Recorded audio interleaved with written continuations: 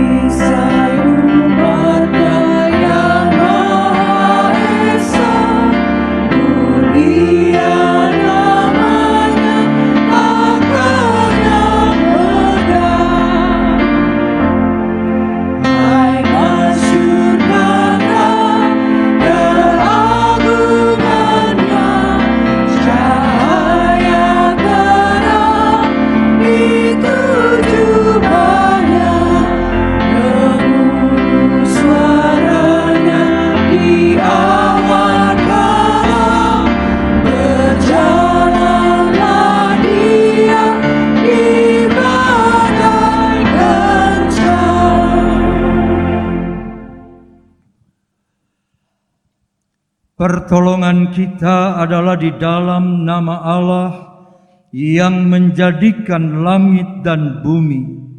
Turunlah atas kita sekalian anugerah dan damai sejahtera dari Allah Bapa dan anaknya Yesus Kristus Tuhan kita, dan dari pertolongan Roh Kudus. Amin.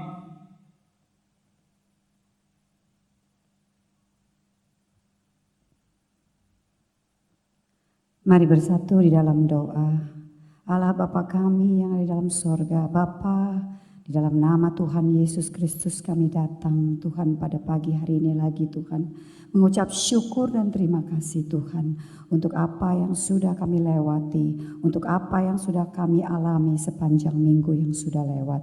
Kami bersyukur Tuhan bahwa dalam suka dan duka kami sungguh telah mengalami dan merasakan penyertaan Tuhan yang luar biasa. Terima kasih Bapa. Untuk itu Tuhan, pada pagi hari ini Tuhan kami mau datang, mau beribadah lagi kepadamu Tuhan.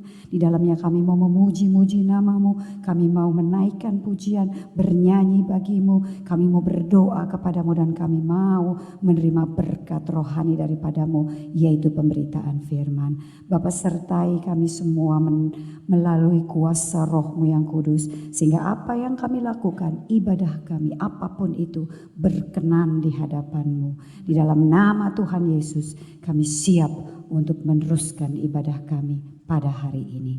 Amin. Silakan duduk saudara. Mari saudara, kita mau awali ibadah kita ini, kita mau angkat hati kita mau angkat suara kita mau puji Dia saat Kau masuk ke hadirat-Mu.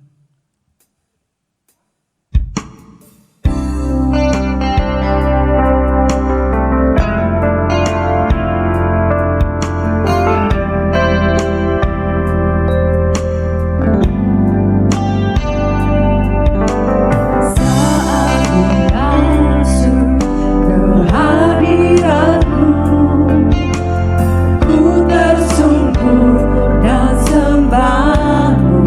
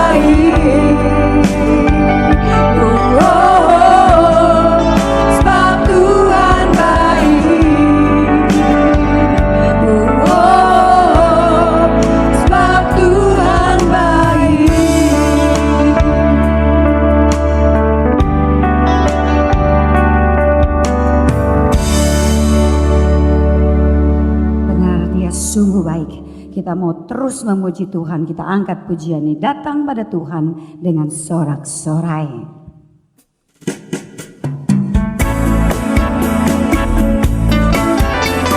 Mari sama-sama bertepuk tangan, penuh sukacita.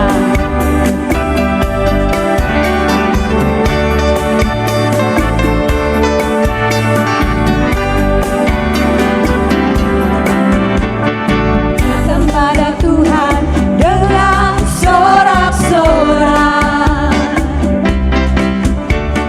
Datang pada Tuhan dengan nyanyian syukur. Sabda Raja dan Tuhan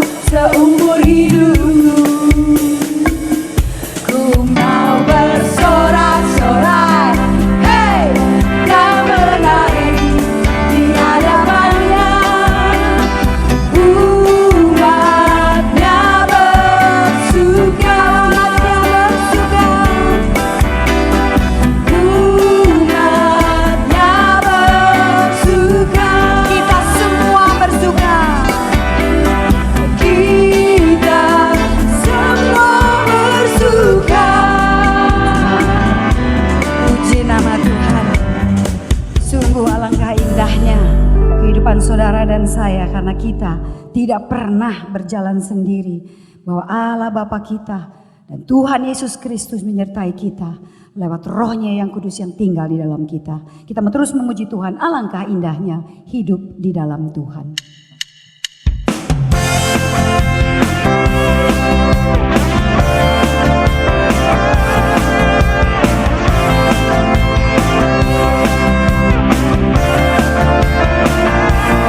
Alangkah indahnya hidup di dalam Tuhan. Dia mencurahkan berkat yang melimpah. Alangkah indahnya jalan bersama Tuhan. Dia memberikan kuasa untuk menang. Katakan bersama, Yesus ku dahsyat, ku tak ragu kepadamu. Kau Tuhan yang setia di pihakku. Yesus ku dahsyat, tak terbendung kuasa-Mu. Kau yang terhebat, terbesar bagiku.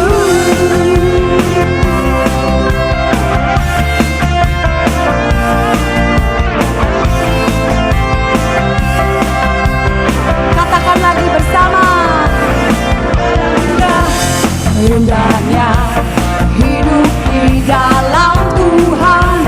Dia mencurahkan berkat yang melimpah. Amin. Katakan, alangkah indahnya jalan bersama Tuhan.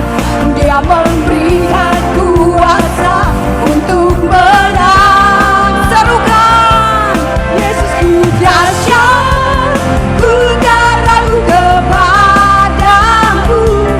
Kau Tuhan yang setia di pihakku. Yesus ku dahsyat, tak terbendung kuasa-Mu. Kau yang terhebat, terbesar bagi. Katakan lagi, Yesus ku dahsyat, Yesus ku dahsyat, ku tak ragu kepadamu. Amin. Dia Tuhan yang setia. Tuhan yang setia di pihakku. Lagi katakan, Yesusku, Yesusku dahsyat, tak terbendung kuasa-Mu. Kau yang terhebat, terbesar. Sekali lagi mari angkat pujian ini. Yesusku dahsyat, Yesusku dahsyat, ku tak ragu kepadamu. Kau Tuhan yang setia. Amin Tuhanku. Yesusku dahsyat, tak terbendung kuasa-Mu. Kau yang terhebat, terbesar bagiku. Kau yang terhebat, Kau yang terhebat, terbesar, terhebat, terbesar, terhebat, terbesar bagiku. Puji nama Tuhan. Sungguh benar, Dia adalah Tuhan kita yang sungguh dahsyat, dan hanya dekat padanya, berjalan bersama Dia. Saudara dan saya, kita sama-sama boleh melalui masa-masa yang sulit ini. Mari angkat pujian ini. Hanya dekat Allahku, rasa tenang hatiku.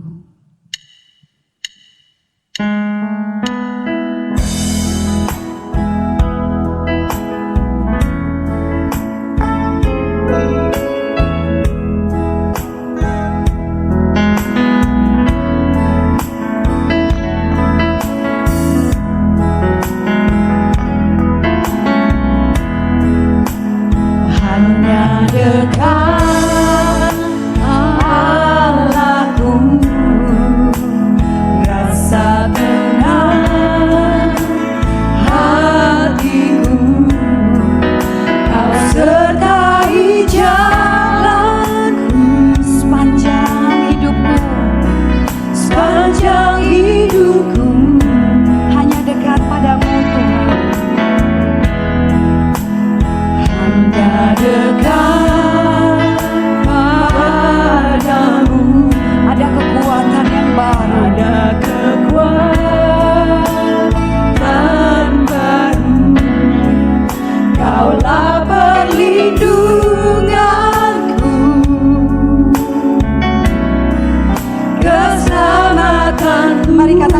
ingin selalu, ku ingin selalu bersekutu denganmu, menikmati hadiratmu, biarkan rohmu tinggal dalam hidupku. Sungguh indah bersamamu selamanya. Mari katakan, ku ingin selalu,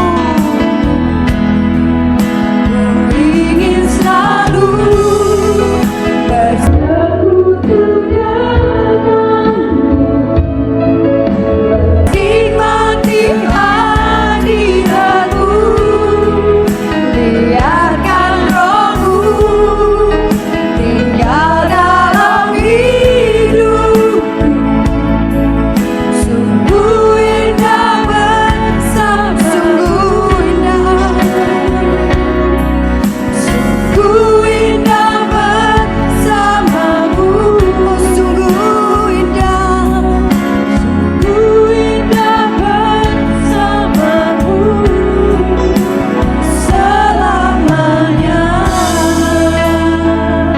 Mari saudara, saya undang kita bangkit berdiri. Hanya dekat dengan Tuhan saja kita kuat, dan firman-Nya yang akan menguatkan kita.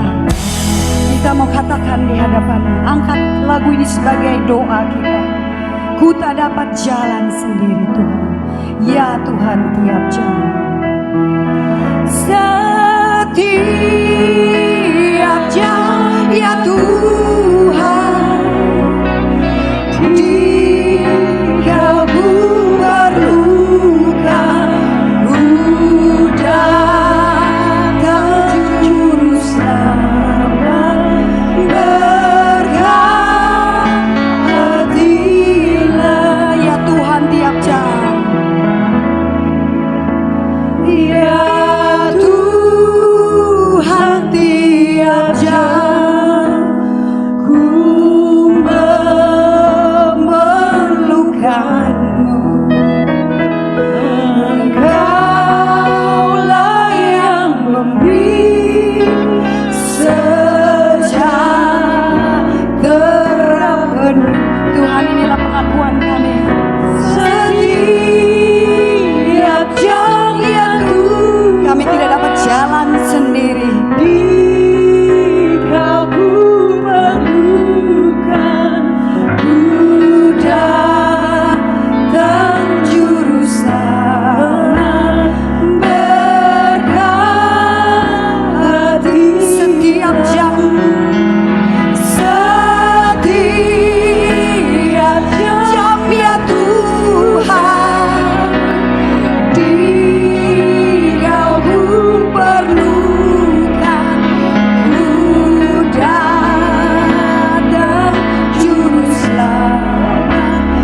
Berhati, ku datang juru selamat, ku datang juru selamat. Berhati, sekali lagi katakan, ku datang, ku datang juru selamat. Berhati-hatilah.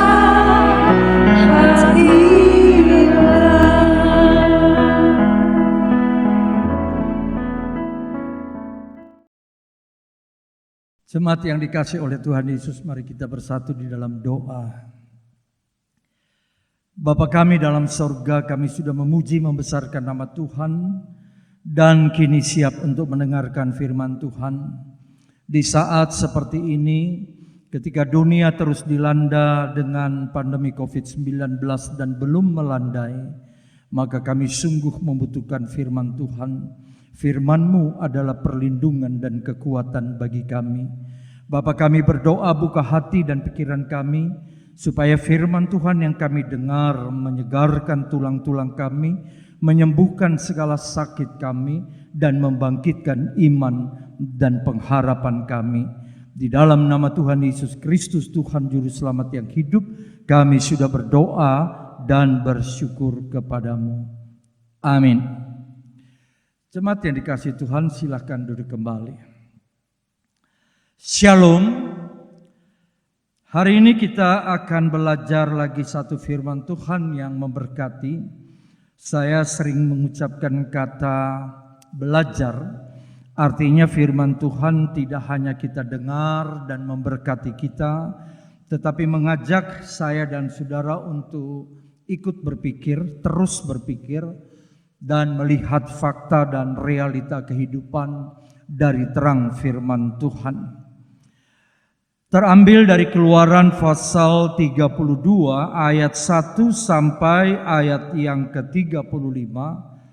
Tetapi karena ini merupakan ibadah online, jemaat yang dikasihi oleh Tuhan, saya akan membaca ayat 1 sampai pada ayat yang ke-19, ayat 20 sampai 35. Saya berharap jemaat akan membaca masing-masing di rumah atau di tempatnya sendiri. Keluaran pasal 32 ayat 1 sampai 19, anak lembu emas ayat 1. Ketika bangsa itu melihat bahwa Musa mengundur-undurkan turun dari gunung itu, maka berkumpullah mereka mengerumuni Harun dan berkata kepadanya, "Mari buatlah untuk kami Allah yang akan berjalan di depan kami, sebab Musa ini orang yang telah memimpin kami keluar dari tanah Mesir. Kami tidak tahu apa yang telah terjadi dengan dia." Lalu berkatalah Harun kepada mereka, "Tanggalkanlah anting-anting emas yang ada pada telinga istrimu, anakmu laki-laki dan perempuan, dan bawalah semuanya kepadaku. Lalu suruh bangsa itu menanggalkan anting-anting emas yang ada pada telinga mereka dan membawanya kepada Harun. Diterimanya itu dari tangan mereka, dibentuknya dengan pahat, dan dibuatnyalah daripada anak lembu tuangan. Kemudian berkatalah mereka, 'Hai Israel, inilah Allahmu yang telah menuntun engkau keluar dari tanah Mesir.' Ketika Harun melihat itu, didirikannya mezbah di depan anak lembu itu. Berserulah Harun, katanya, 'Besok hari raya bagi Tuhan.' Dan keesokan harinya pagi-pagi maka mereka mempersembahkan korban bakaran dan korban keselamatan. Sesudah itu duduklah bangsa itu untuk makan dan minum. Kemudian bangunlah mereka dan bersukaria. Berfirmanlah Tuhan kepada Musa, 'Pergilah, turunlah, sebab bangsamu yang kau pimpin keluar dari tanah Mesir telah rusak lakunya. Mereka juga telah menyimpang dari jalan yang kuperintahkan kepada mereka, telah membuat anak lembu tuangan, dan kepadanya mereka sujud menyembah dan mempersembahkan korban sambil berkata, 'Hai Israel, inilah Allahmu yang telah menuntun engkau keluar dari tanah Mesir.' Lagi firman Tuhan kepada Musa, 'Telah kulihat bangsa ini, dan sesungguhnya mereka adalah satu bangsa yang tegar tengkuk. Oleh sebab itu biarkanlah aku supaya murkaku bangkit terhadap mereka, dan aku akan membinasakan mereka, tetapi engkau akan kubuat menjadi bangsa yang besar.' Lalu Musa mencoba melunakkan hati Tuhan Allahnya dengan berkata, 'Mengapakah Tuhan murkamu bangkit terhadap umatmu yang telah kau bawa keluar dari tanah Mesir dengan kekuatan yang besar dan dengan tangan yang kuat? Mengapakah orang Mesir akan berkata, Dia membawa mereka keluar dengan maksud menimpakan malapetaka kepada mereka dan membunuh mereka di gunung dan membinasakannya dari muka bumi? Berbaliklah dari mukamu yang bernyala-nyala itu dan menyesallah karena malapetaka yang hendak kau datangkan kepada umatmu.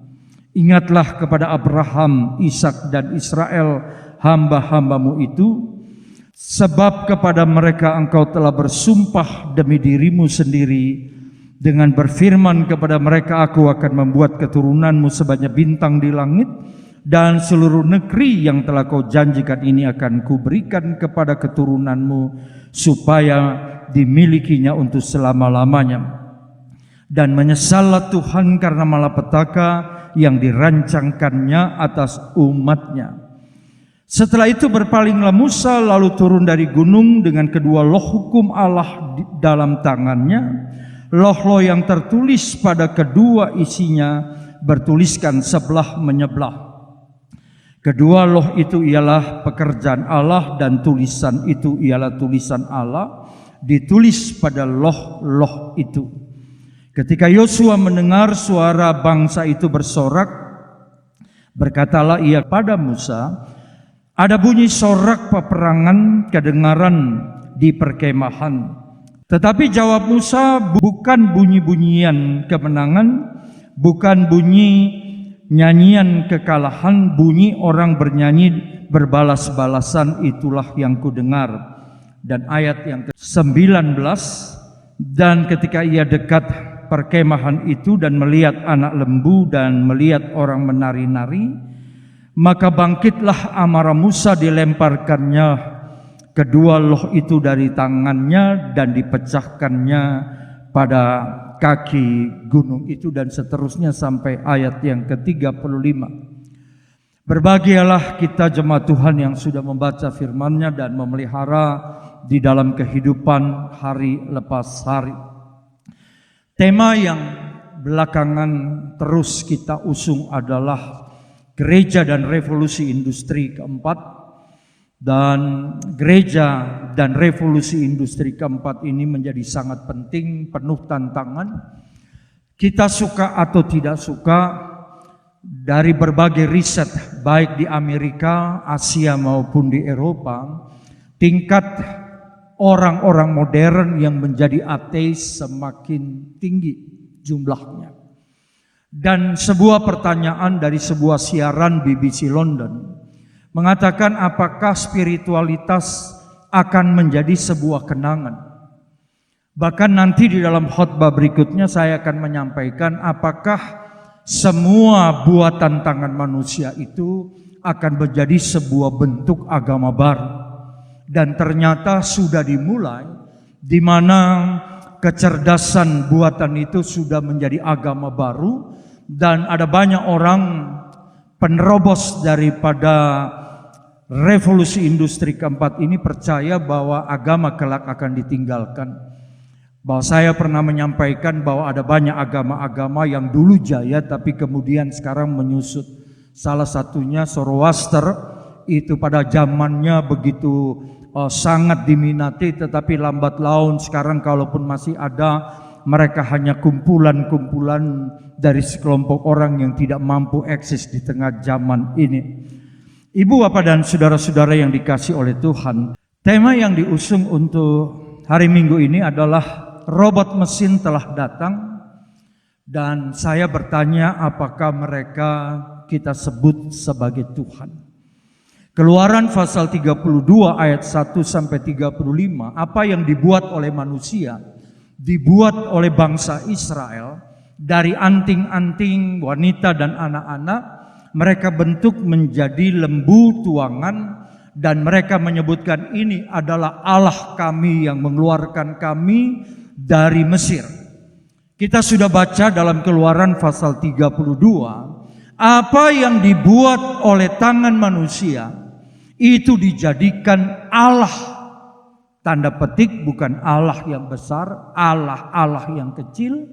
Dan dalam Keluaran pasal 32, lembu itu malah diberi predikat sebagai Allah yang besar, Yahweh atau Elohim.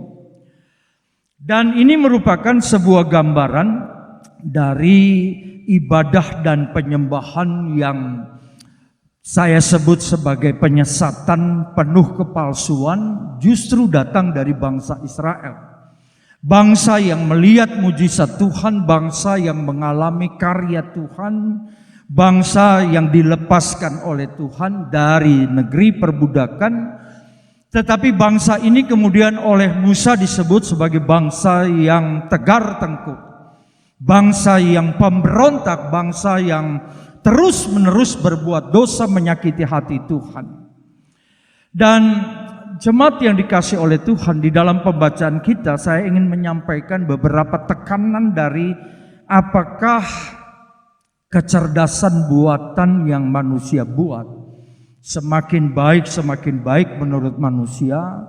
Kemudian lambat laun tanpa kita semua sadari, kita pelan-pelan mulai meninggalkan agama kita dan kita mengatakan bahwa agama itu tidak mampu memberikan jawaban, apalagi dalam pandemi COVID-19. Apa peran agama? Sanggupkah agama memberikan rasa aman? Ada banyak orang mengatakan dengan teknologi kami lebih aman ketimbang dengan agama, terlebih lagi dengan firman Tuhan yang menurut banyak orang sudah tidak memiliki otoritas. Nah, kalau kita baca di dalam pembacaan, saya tidak baca semuanya, tetapi dari ayat yang kedua, ayat yang ketiga, lalu berkatalah Harun kepada mereka, "Hai semua ibu-ibu, tanggalkan anting-antingmu." Dan semua yang mereka miliki itu dilebur, ditempa, dipahat. Lalu kemudian pada ayat yang ketiga, lalu seluruh bangsa itu menanggalkan anting-anting emas yang ada pada telinga mereka dan membawanya kepada Harun. Agama-agama primitif yang kita pelajari Indonesia dulu adalah negeri dengan agama animismenya, gunung disembah, batu disembah, pohon disembah, orang mati pun disembah. Itu sebuah fakta ketika modernisasi belum menyentuh kehidupan manusia. Tetapi lembu tuangan ini, lembu emas ini, anak lembu emas, itu dibuatnya dari bahan yang dimiliki manusia, emas, dan kemudian dibentuk menjadi sebuah Allah yang mereka percaya harus disembah. Nah, kemudian di dalam ayat yang berikutnya kita membaca ayat 4, "Diterimanya itu dari tangan mereka." Perhatikan kalimat ini. Dibentuknya dengan pahat, ada kata dibentuk, dan dibuatnyalah daripadanya anak lembu tuangan. Dan berkatalah mereka, perhatikan, "Hai Israel," mereka ini bangsa Israel, nanti ada 3.000 orang dihukum oleh Musa, dan itu hukuman dari Tuhan. Dan kemungkinan mereka adalah kelompok kaum Lewi yang mengatur pelayanan pada waktu itu, ibadah pada waktu itu. Kalimat ini berkata, "Hai Israel." Tuhan juga bicara kepada bangsa Israel, "Hai Israel, dengarlah Tuhan itu Allahmu." Sekarang mereka berkata, "Hai Israel, inilah Allahmu." A dengan huruf besar. Bukan Allah kecil, bukan ilah, tapi Allah. Yang telah menuntun engkau keluar dari tanah Mesir. Yang dibuat dari anting, yang dibentuk menjadi lembu tuangan, itu disebutnya sebagai Allahmu, Allahnya bangsa Israel. Tidak berhenti sampai di situ, kemudian kita membaca pada ayat yang kelima, ketika Harun melihat perilaku bangsa Israel, ketika Harun melihat itu didirikannya mezbah. Saya pernah berkhotbah, mezbah itu artinya misbeah, sebuah tempat perjumpaan Allah Sang Pencipta yang memperkenalkan dirinya kepada manusia, yang menunjukkan tidak ada yang sama dengan Dia, sehingga pemazmur pernah mengatakan, "Aku melayangkan mataku ke gunung-gunung, dari manakah datangnya pertolonganku? Tetapi pertolonganku ialah datangnya dari Tuhan yang menciptakan langit dan bumi." Ini Tuhan Israel. Tetapi kemudian Harun di depan orang yang banyak, bangsa yang besar, didirikannya mezbah di depan anak lembu itu. Berserulah Harun, katanya, "Hei saudara-saudara, besok mari kita buat hari raya bagi Tuhan." Tuhannya huruf besar semua. Tentu saja Tuhan marah luar biasa dan akan membinasakan bangsa ini. Tetapi Musa kemudian berdialog dengan Tuhan dan bilang begini, "Tuhan, kalau engkau membinasakan bangsa yang engkau bawa keluar sendiri dari Mesir, apa kata dunia?" Kira-kira begitu. Dan kemudian Musa berkata, akan banyak orang berkomentar begini, "Oh, Tuhan itu bahwa bangsa Israel keluar dari Mesir untuk mengalami malapetaka demi malapetaka. Menyesallah engkau dari rancangan seperti itu, dan dalam pembacaan kita kemudian Tuhan membatalkan niatnya untuk menghukum bangsa Israel. Besok hari raya bagi Tuhan, sebuah tradisi yang sebelum nanti hukum Taurat dimulai, ini sudah diperagakan. Sebuah prototipe dari agama di luar agama yang sebenarnya sudah diperkenalkan oleh Tuhan, dipelopori oleh bangsa Israel sendiri.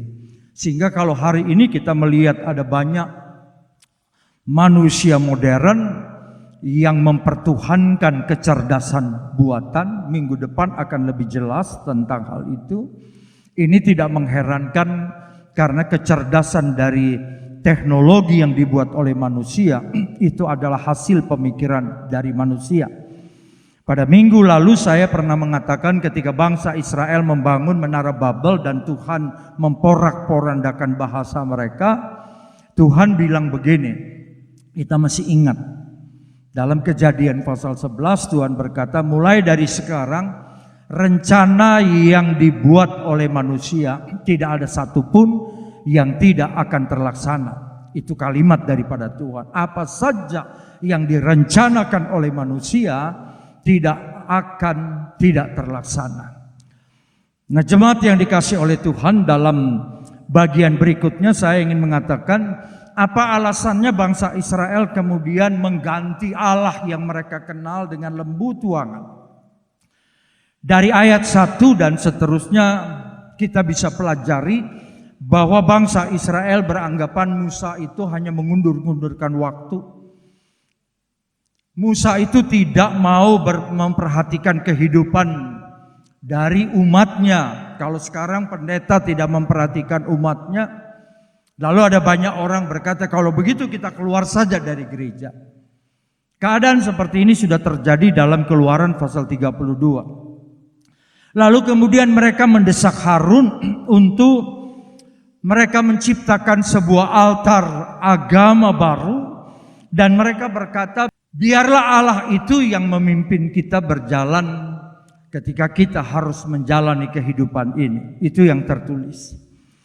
Lalu Harun menuruti keinginan bangsa itu, sebuah pengkhianatan terjadi, dan anting-anting emas yang dibuat anak lembu mereka jadikan Tuhan.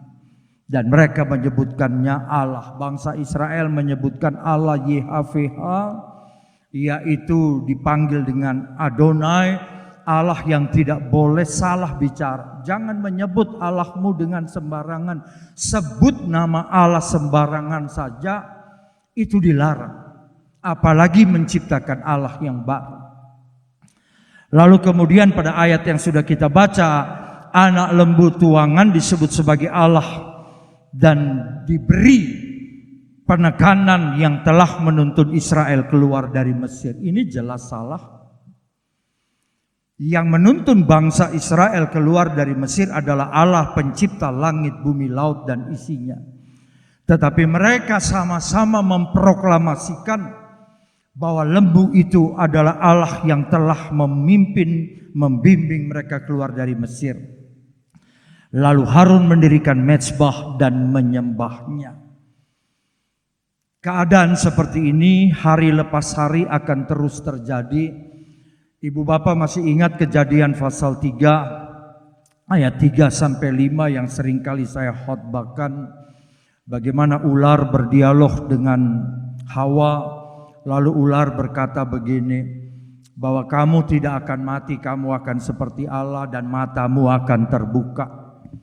Kata matamu akan terbuka di dalam konteks postmodern itu digambarkan dengan gambaran orang mengharapkan adanya paradigma baru. Paradigma baru, cakrawala baru, hal-hal yang baru. Sehingga kemudian minggu depan saya akan menyampaikan khotbah tentang gereja di era disrupsi.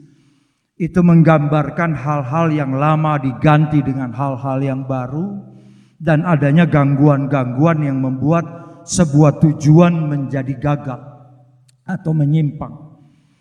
Dan kita melihat hal seperti itu. Mari kita berpikir, apakah pantas bahwa bangsa yang sudah ditolong oleh Tuhan, teriakan penderitaan mereka sudah didengar oleh Tuhan, sekarang mereka membuat mezbah yang hanya dibangun untuk Tuhan, sekarang mereka bangun untuk lembu tuangan. Dan mereka beribadah sungguh-sungguh, membutuhkan Allah yang kelihatan. Mereka tidak lagi berharap Allah yang hanya bicara sekali-kali, yang hanya disampaikan melalui pemimpin mereka Musa. Sekarang mereka mau lihat Allah siang dan malam. Dan kemudian jemaat yang dikasih oleh Tuhan, kita sudah tahu bahwa ketika Tuhan bicara kepada Musa, Musa, kamu tahu enggak? Di bawah itu rakyatmu, umatmu, bangsamu telah berbuat dosa, kata Tuhan. Turun, lihat apa betul yang saya katakan. Dan betul. Nah, pada waktu mereka mendekati tempat di mana seluruh suku-suku Israel berkumpul di tengah-tengah mezbah dan lembu tuangan itu, Yosua bilang begini kepada Yosua, itu yang kita dengar, kata Yosua, itu bukan nyanyian kemenangan. Itu sorak-sorak orang bersukacita dan mereka menari-nari. Dan dalam konteks ini saya berkali-kali berkata, hati-hati dengan gereja yang bernyanyi, yang kelihatannya gegap gempita, tapi sebetulnya itu bukan nyanyian kemenangan. Karena itu harus diuji, diperhatikan dengan seksama. Sehingga pada waktu Musa kemudian turun di antara bangsa Israel dan melihat mereka menari-nari, marahlah Musa. Dan dalam kemarahan itu dia mengangkat loh batu itu, dia melemparkannya dan kemudian memecahkannya kedua loh itu di kaki gunung. Kenapa? Karena loh yang dibawa oleh Musa, satu adalah pekerjaan Tuhan. Sekarang Tuhan beri firman-Nya. Pada satu kali saya bicara di Lembaga Alkitab Indonesia, penulis Alkitab pertama adalah Allah itu sendiri. Ditulis dengan jari Allah itu sendiri. 10 hukum. Jemaat yang dikasih oleh Tuhan, betapa marahnya Musa ketika kemudian menyadari bangsa Israel sudah tidak memerlukan Allah yang sudah menolong mereka. Dan kemudian loh batu itu dibantingnya, dilemparkannya, dan kemudian dipecahkannya. Sikap Tuhan yang kita baca menjadi sangat jelas. Tuhan murka dan niatnya hanya satu. Ada kata menyesal dalam bagian ini. Tuhan menyesal sudah menolong bangsa Israel. Ya sudah, kalau begitu mereka dimusnahkan saja. Mereka seperti kuda yang keluar dari kandang. Dan saudara-saudara, ketika Musa menghancurkan anak lembu tuangan, Tuhan bilang begini, apa yang kamu lakukan Musa, jangan dipikir bahwa bangsa Israel betul-betul bertobat. Mereka masih punya karakteristik keberdosaan yang tidak pernah hilang. Dan itu sebabnya dalam perjanjian baru kita bersyukur bahwa keberdosaan tiap-tiap orang hanya bisa diubahkan ketika seseorang diciptakan menjadi baru dan mengalami kelahiran baru. Kalau tidak, karakteristik keberdosaan manusia yang menjadikan semua artificial intelligence ini sebagai bagian dari agama yang kemudian disembah, sekarang sudah mulai terasa. Dan kemudian hukuman yang terjadi 3.000 orang mati, tetapi ini tidak menyelesaikan persoalan. Yang berdosa itu kalau misalnya 600.000 laki-laki keluar dari Mesir, ditambah dengan istri, ditambah orang tua, ditambah anak. Salah satu artikel yang saya baca kemungkinan paling sedikit 1,8 juta. Membunuh 3.000 orang sebetulnya tidak ada artinya. Tetapi ini untuk menunjukkan bahwa Allah tidak setuju dengan pengkhianatan yang seperti itu. Dan kemudian saya ingin terus mengajak kita berpikir bahwa apakah revolusi industri 4.0 yang jadi tema kita pada bulan ini, yang mampu kemudian mendesain, menciptakan mesin-mesin robotik, salah satunya yang terkenal adalah Sophia. Dia memiliki algoritma yang melebihi kecerdasan, tentu juga kecerdasan saya, dan kecerdasan banyak orang jenius di dunia ini. Pertanyaan dari saya, apakah robotik ini atau artificial intelligence ini akan menggeser para pelayan Tuhan? Jangan kaget, nanti saya akan memberikan gambarannya. Walaupun tidak ingin membahasnya karena harus menghormati saudara-saudara dari agama lain, tetapi kehadiran daripada Sophia ini dihormati, disembah, dan dijadikan sama seperti pemimpin agama yang besar. Apakah kemudian satu kali para pelayan Tuhan di gereja tidak diperlukan lagi? Gereja-gereja artificial intelligence sudah mulai bermunculan. Dan orang berkata, seperti saya khotbahkan pada minggu lalu, kalau mesin-mesin robot ini bekerja, dia memiliki kapasitas kemampuan orang cerdas itu satu mesin dengan 3.000 orang cerdas. Kalau merakit mobil, orang lelah, letih, emosinya bisa turun naik, tapi kalau mesin robot tidak. Ini pertanyaan, apakah nanti tugas dari seorang hamba Tuhan, saudara mau konseling apa saja, mesin-mesin konseling sekarang yang diisi dengan firman Tuhan, diatur melalui algoritma yang baik, mampu menjawab masalah dan ayat-ayat yang saudara akan mengatakan dalam konteks Indonesia hari ini, Mbak Google tahu semuanya. Pada waktu saya sekolah di Akademi Ilmu Komputer, seorang dosen saya sudah mengatakan, saya percaya bahwa dengan era komputerisasi kita akan menemukan hologram, dan sekarang sudah ditemukan, sehingga kalau saudara membutuhkan seorang pengkhotbah bicara secara fisikal, saudara tidak perlukan pengkhotbah itu datang di sini. Orang-orang yang disebut pelayan Tuhan bisa ada di mana saja dan kita butuhkan hologram saja. Pertanyaan selanjutnya adalah, apakah ia dicintai? Apakah robotik ini dicintai? Ternyata jenis-jenis yang sudah dimunculkan. Saya pernah menyampaikan ada orang yang jatuh cinta sungguh-sungguh kepada robot-robot seperti ini. Karena memang rupa yang dibuat itu sangat cantik. Terlalu sempurna menurut pandangan manusia. Ini sebuah pertanyaan, apakah dia akan dicintai? Kalau bangsa Israel dia mengatakan ini Allah. Itu juga dibuat oleh tangan manusia. Dan berikutnya pertanyaan dari saya, apakah ia Tuhan yang harus kita sembah? Bagaimana kira-kira tahun 2050? Banyak orang memprediksi kekristenan sudah hilang.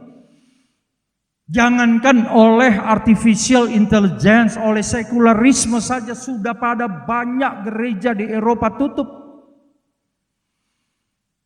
Ini menjadi sebuah pertanyaan. Saya memberikan sebuah video, silakan saudara lihat tentang video robot ini.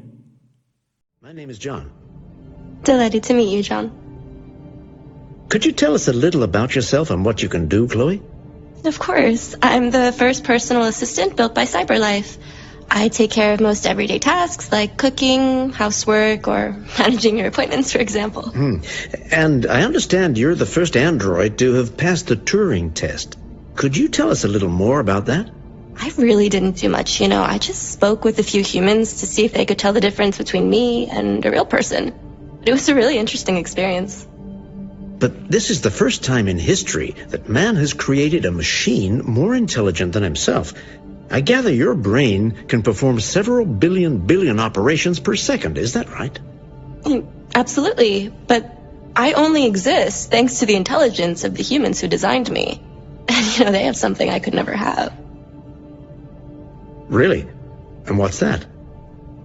A soul.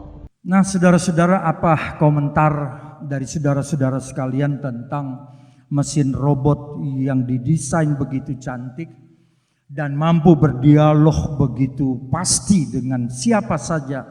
Saudara boleh tanya satu orang misalnya, apa hobi kamu, apa kegiatan kamu satu hari. Dia bisa menjelaskan tentang rutinitas, tentang cara berpikir, tentang mengutarakan sesuatu dengan begitu jelasnya. Nah, ini buatan manusia, ingat. Lembu tuangan dibuat oleh manusia dan disebut Allah.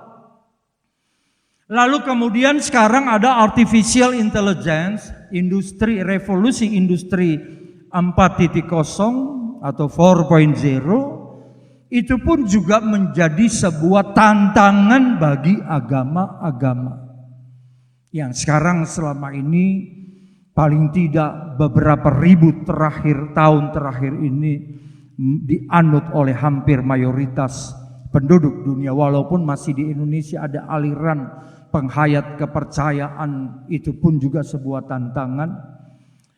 Maka saya ingin mengatakan manusia sudah mulai mempertuhankan buatan tangannya sendiri. Kata sudah mempertuhankan buatan tangannya sendiri. Di Amerika ada seorang yang pernah kerja di Google, lalu keluar. Orang ini bernama Anthony Levandowski. Sekarang dia memiliki gereja yang disebut dengan gereja artificial intelligence. Di Amerika sedang heboh. Tetapi dia percaya bahwa satu kali Anda akan tinggalkan Tuhan yang tidak bisa berbuat apa-apa, yang tidak pintar, tetapi akan menjadi pilihan terbaik dalam perkembangan zaman. Ibu bapak dan saudara-saudara, di dalam 2 Raja-Raja pasal 19 ayat 18, perhatikan kalimat ini. Dan menaruh para Allah mereka ke dalam api, sebab mereka bukanlah Allah huruf besar, hanyalah buatan tangan manusia, kayu dan batu, sebab itu dapat dibinasakan oleh orang. Saya pernah membedakan bahwa kita manusia dirancang oleh Allah, serupa dengan gambar Allah, tetapi artificial intelligence, robot-robot atau Tuhan-Tuhan yang dibuat oleh manusia, dia bisa dihancurkan oleh manusia. Itu diulang lagi dalam kitab Yesaya. Dan menaruh para Allah itu lebih dari satu. Allah huruf kecil, mereka ke dalam api, sebab mereka bukanlah Allah. Bukanlah Adonai, bukanlah Yahweh, Elohim, bukan. Tetapi semasa di dalam perjanjian lama, bangsa-bangsa yang membuat Tuhannya dari tangannya sendiri, mereka percaya ini harus disembah. Dan dikatakan sebab itu dapat dibinasakan orang. Coba saudara lihat gambar ini, saya tidak mau berkomentar. Tapi kehadiran Sophie, ada yang menyebutkan Sophia. Sophie itu artinya hikmat ya. Saudara lihat para pemimpin agama ini. Mereka melipat tangan menundukkan diri. Mereka menghormati kehadiran dari sosok yang disebut dengan kecerdasan buatan. Dan saya ingin menegaskan, sehebat apapun mesin robotik bukan ciptaan Tuhan dan bukan Tuhan. Saudara lihat gambar ini orang yang disebut Anthony Levandowski, pendiri agama kecerdasan baru yang dikenal sekarang dengan Way of Future Church. Dan dia percaya kecerdasan itu adalah Tuhan. Ini menurut berita dari Tempo. Kecerdasan buatan adalah Tuhan. Saudara bisa menemukan di berbagai literatur The Way of Future, satu gambaran dari Allah yang dibutuhkan oleh manusia. Saudara lihat di sini bahwa banyak orang mempercakapkan walaupun dengan sedikit olok-olok. Ada beberapa tentara-tentara Amerika yang sekarang rame-rame mulai mengikuti agama-agama timur, bukan kepada Allah yang mereka kenal selama ini, tetapi ini gambaran dari The Way of the Future Church. Dan ibu bapak sekalian, kita akan melihat bahwa antara manusia yang asli, agama-agama baru yang muncul sebagai bentuk artificial intelligence, banyak orang menyebutkannya sebagai artificial intelligence God. Ini adalah Tuhan dan ini adalah sosok orang yang sangat muda, sangat brilian. Di Amerika dia merancang satu mobil tanpa supir. Jadi kita akan naik kendaraan, naik mobil-mobil dan tidak lagi memerlukan supir. Nah, mari kita lihat apa yang dikatakan oleh firman Tuhan. Saya ingin menegaskan, semoga iman kita tidak berubah. Keyakinan kita tidak berubah sekalipun penerobos-penerobos baru mengulangi kesalahan bangsa Israel. Tentu saja saudara akan bertanya, Pak Pendeta Roni, apakah bangsa Israel hari ini masih seperti peristiwa Keluaran pasal 32? Saya akan menjawab tentu tidak. Tetapi sebuah pengalaman ritual yang sudah dilakukan itu akan berulang terus. Mari kita baca dalam Mika pasal 4 ayat 5. Di dalam Mika pasal 5 dikatakan, biarpun segala bangsa berjalan masing-masing demi Allahnya, Allah huruf kecil. Bangsa-bangsa berjalan demi Allahnya, tetapi kita, orang yang percaya, umat yang percaya, akan berjalan demi nama Tuhan Allah. Sekali lagi, demi nama Tuhan Allah kita untuk selamanya dan seterusnya. Nah, saudara-saudara yang dikasih oleh Tuhan, tentu saja kita akan berkata di dalam Yesus Kristus.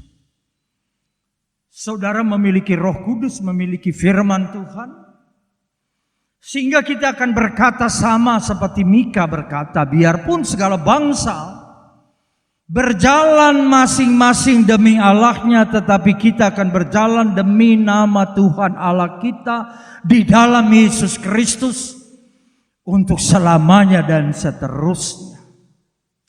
Dan karena itu jemaat yang dikasih oleh Tuhan, dalam khotbah Yesus sendiri, khotbah di Bukit Matius pasal 6, Yesus jelas menggambarkan tidak mungkin ada orang yang menyembah dua tuan.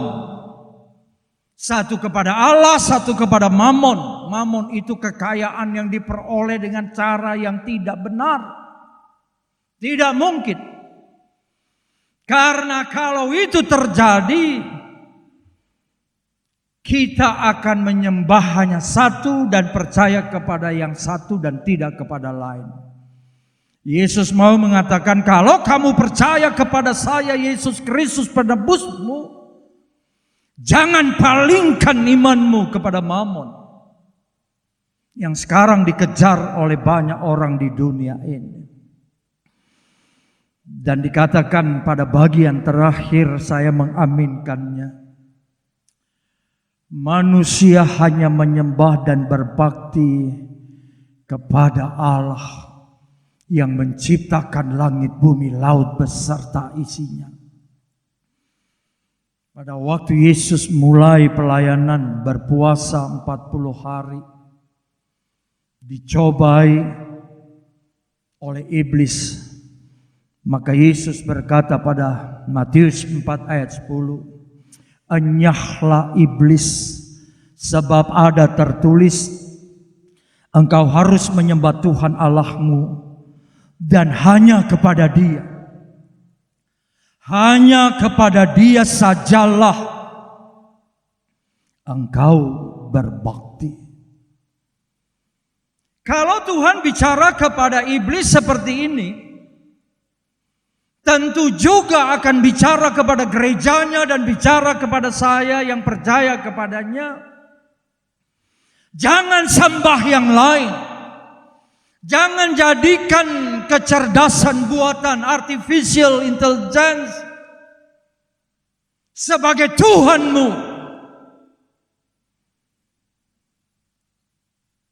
Engkau harus menyembah Tuhan Allahmu dan hanya kepada Dia.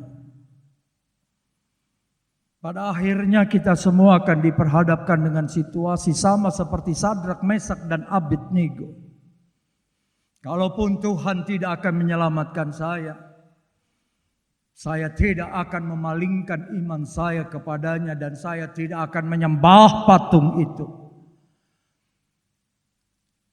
Dan sekalipun dibakar, Tuhan membuktikan Allah yang dipercaya Daniel, Sadrak, Mesak, Abednego adalah Allah Sang Pencipta alam semesta. Mari kita bangun perkokoh iman yang hanya percaya kepada Allah, jangan kepada yang lain.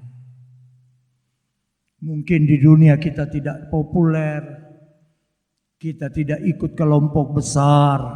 Saya sampaikan pada minggu lalu, Menara Babel akan menjadi agama akhir zaman, di mana semua orang dan semua bangsa tidak tunduk lagi kepada Allah Pencipta. Lalu apa yang kita lakukan hari ini? Hanyakah kita berkata, Tuhan, kita mau tetap menyembah Engkau? Saya mau tambahkan, mari beritakan Injil. Ini kesempatan bagi saya dan saudara rebut jiwa-jiwa yang sedang menuju kepada kebinasaan. Dan jangan pernah takut untuk memberitakan Injil. Sebab Injil adalah kekuatan Allah yang menyelamatkan. Menyelamatkan saya dan saudara. Menyelamatkan orang-orang percaya. Amin. Mari kita berdoa. Bapa kami dalam sorga, kami bersyukur untuk hari ini. Bersyukur untuk firman Tuhan, kitab suci yang diberikan kepada kami sehingga kami belajar dan belajar lagi.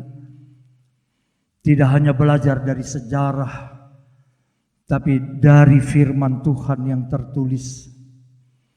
Bahwa bangsa Israel pernah mengalami situasi ketika Musa dianggap mengundur-undurkan waktu saat berjumpa denganmu di atas gunung, yaitu Gunung Sinai. Bangsa Israel tidak tahan.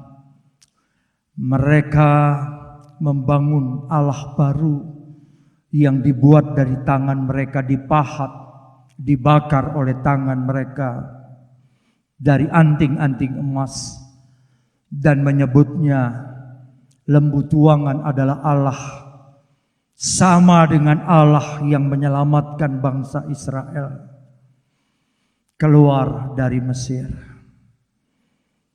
Kami menyadari dengan teknologi yang begitu pesat berubah, kami harus bijaksana mana yang bermanfaat dan tidak mengubah teknologi menjadi Tuhan. Dan kami tetap percaya gereja tetap eksis sampai Kristus datang, sekalipun tantangan akan semakin besar. Ini doa kami ya Bapa, bersamalah dengan kami di saat-saat seperti ini. Nyatakan kuasa-Mu sama seperti Elia berkata, aku mempunyai Allah yang tidak sama dengan Allah buatan-Mu yang Engkau sembah, ciptaan dari para Baal. dan Engkau hadir dalam bentuk api yang membakar mezbah yang dibangun oleh Elia. Buka hati dan mata kami Tuhan. Ketika banyak orang menjadi ragu-ragu dengan Engkau, banyak orang kemudian memalingkan wajahnya daripada firman-Mu. Pastikan kami tetap percaya Engkau Allah yang tidak pernah berubah dulu, sekarang, sampai selamanya. Terima kasih Bapa. Hamba secara khusus berdoa bagi jemaat-Mu dimanapun berada. Engkau hadirkan diri-Mu di antara kami dalam damai dan kuasa. Dan tetap membangkitkan iman kami bahwa kemenangan di dalam Engkau dan harapan di dalam Engkau tidak akan pernah bergeser. Ini doa kami yang kami panjatkan kepadamu dalam nama Tuhan Yesus Kristus, Tuhan Juru Selamat yang hidup, yang telah mengajar kami berdoa. Bapa kami yang di sorga, dikuduskanlah namamu, datanglah kerajaanmu, jadilah kehendak-Mu di bumi seperti di sorga. Berikanlah kami hari ini makanan kami yang secukupnya, dan ampunilah kami akan kesalahan kami, seperti kami juga mengampuni orang yang bersalah kepada kami. Dan janganlah membawa kami ke dalam pencobaan, tetapi lepaskanlah kami daripada yang jahat. Karena Engkaulah yang mempunyai kerajaan dan kuasa dan kemuliaan sampai selama-lamanya. Amin. Jemaat yang dikasihi oleh Tuhan Yesus, kita tahu keadaan tidak terus membaik di tengah-tengah kehidupan kita. Kita sudah dengar khotbah tentang artificial intelligence, tetapi saya tetap ingin mengajak, mendorong agar iman kita tidak berubah. Sekali percaya kepada Yesus Kristus Tuhan, kita tetap percaya sampai akhir hayat hidup kita. Karena itu kita meyakini bahwa langkah kehidupan kita selalu diatur oleh Tuhan, bukan oleh mesin manusia. Tiap langkahku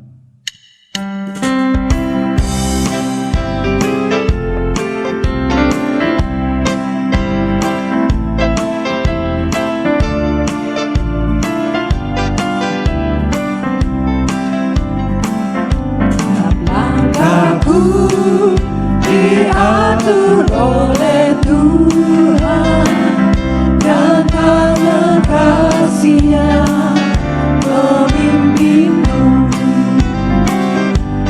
Terdapat dari dunia menakutkan, hatiku tetap tenang teduh. Tiap langkahku, ku tahu Tuhan yang pimpin ke tempat tinggiku dihantarnya. Hingga sekali nanti aku tiba di rumah Bapa surga yang bakal.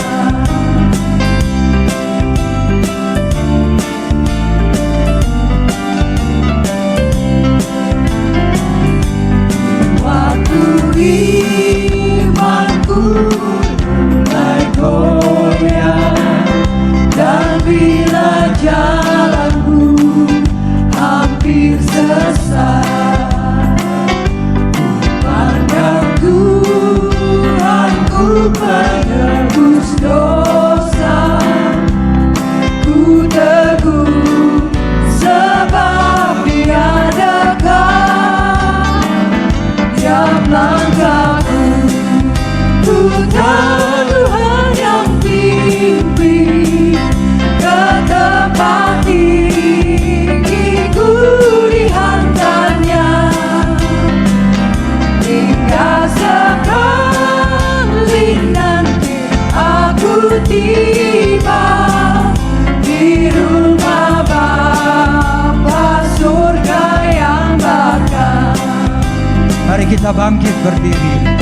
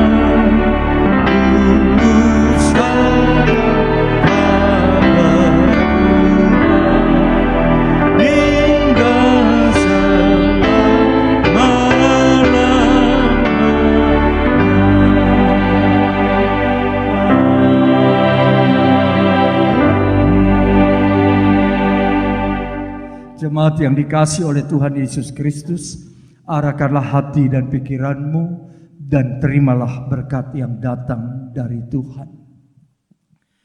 Adapun anugerah dari Allah Bapa, kasih dari Tuhan Yesus Kristus, serta persekutuan dari Roh Kudus menyertai saudara-saudara sekalian mulai dari saat ini sampai Tuhan Yesus Kristus datang kembali, bahkan sampai selama-lamanya. Amin.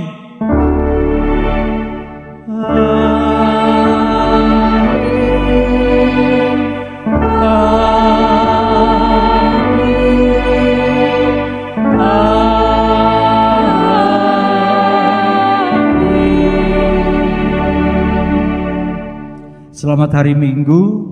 Silakan duduk sejenak untuk bersaat teduh dan Tuhan Yesus memberkati kita dimanapun kita berada.